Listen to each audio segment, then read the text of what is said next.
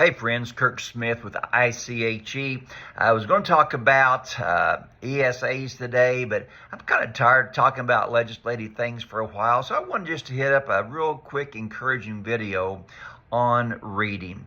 I think it is so very, very, very important to teach your kids not just to read, but to use reading to great advantage. It amazes me that for $19.99 in 2 weeks, I can suck the marrow out of someone who spent 20 years on one subject. That is just staggering to me. And we really push reading in our home. And I want to give you just a few thoughts today that might help you as you engage your kids in reading. Now, this is not necessarily a how-to. I mean, there are so many folks out there with all the steps 1, 2, and 3, and that's great. I hope to give you some extra thoughts that might be more about perspective than process, if that makes sense. Things that we've learned in our home. Now, when it comes to reading, number one, always remember that God has wired your kids to read. People kind of freak out, how can I teach my kids to read? God has wired them to read. Number two, I'd encourage you to pray that God will give them both the hunger and the ability to read well, and to retain what they read. Number three, start early. That's obvious. Some start in utero. I don't know about that, but I think it's good for kids on their parents' lap, dads as well as mom, to see them read. And when you do read with enthusiasm. Read like you are enjoying it as a parent, even if you've read the same book 50 times, because your kids will feed off of your enthusiasm.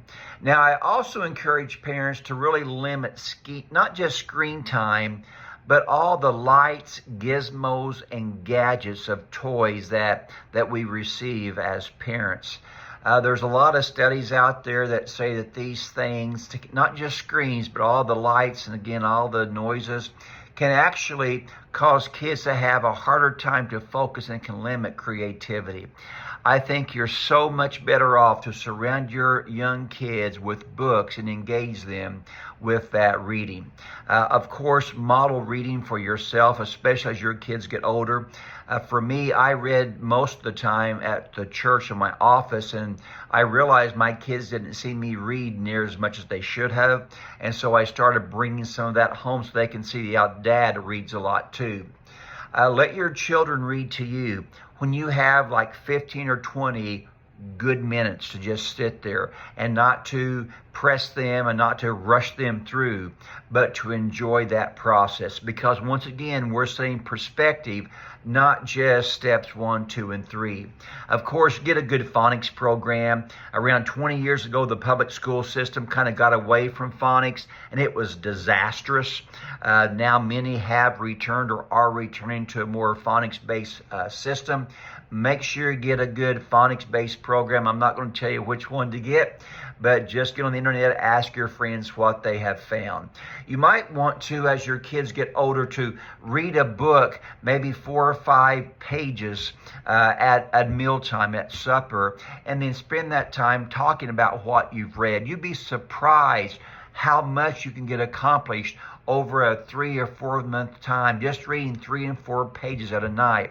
And you get to communicate with your kids. They get to learn how you think, how you process, how you explain things. And folks, those things are vital to your kids' future. Our family usually reads a book January, February, and March, and we do a Zoom call once a week, and all the kids are taking notes, as I am, and we just engage each other on that book. Last year we read a book that was a little bit more meaty than I had anticipated. We only got through half of it, but still, that was a very valuable time. I always encourage my kids to always have a book with them for doctor's appointments, car rides. 5 and 10 minutes here or there can make a huge difference. I shared recently about my son at the father-son camp. He finished a book on Iwo Jima just as he read from our campsite to where the speaking was at and back every day, 2 or 3 times a day. You know, 10 minutes here, 20 minutes there, it makes a big difference.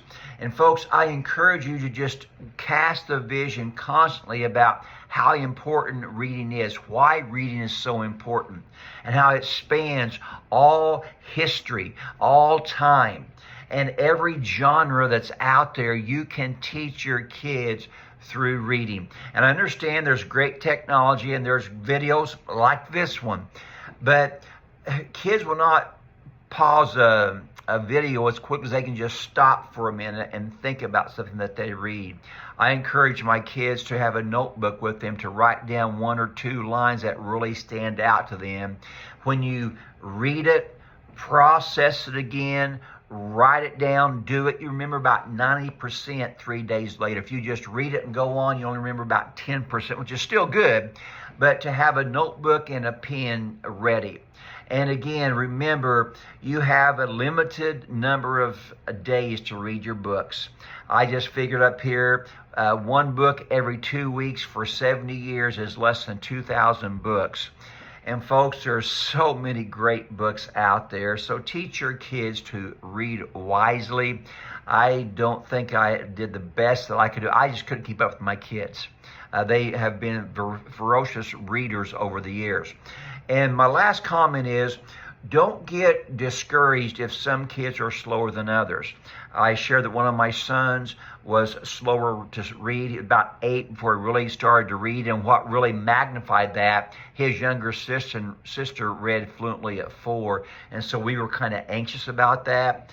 But by the time he was 11 or 12, he was reading like 80 books a year. He actually graduated early from high school and was well into college by the time he was 16, which can be good, can be bad, last week's video. But the point is, once he caught on, he really took off. So reading is more than just step 1, 2, and 3. It's a perspective. It is the way you present its importance to your family. The old saying is that leaders are readers. And in the Smith household, we really, really believe that. And so you might miss some other areas in life that you maybe should focus more on. But folks, you can never go wrong with teaching your kids and modeling for your kids the importance of reading. This is Kirk Smith with ICHE. You've got another month before school starts. Have some fun reading with your kid today. God bless.